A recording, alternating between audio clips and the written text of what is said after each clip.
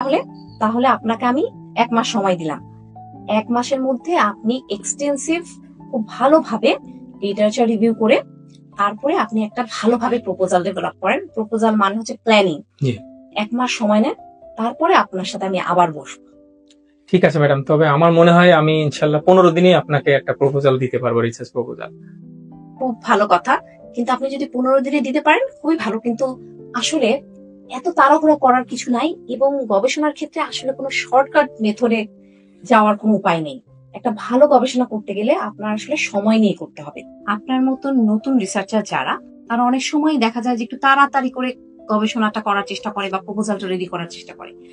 কিন্তু আমি সুপারভাইজার হিসেবে বলবো যে একটু বাস্তবধর্মী একটা পরামর্শ আপনাকে দিব, যে আসলে এত তাড়াহুড়া না করে আপনি 1 মাস সময় নেন, এবং আসলে আপনার 1 মাস সময় লাগবে একটা ভালো প্রপোজাল ডেভেলপ করতে। আপনি সময় নিয়ে আপনি প্রপোজালটা। ঠিক আছে ম্যাডাম, আপনি যেভাবে বলেছেন আমি সেভাবেই করবো ইনশাল্লাহ। ঠিক আছে রিফাত সাহেব।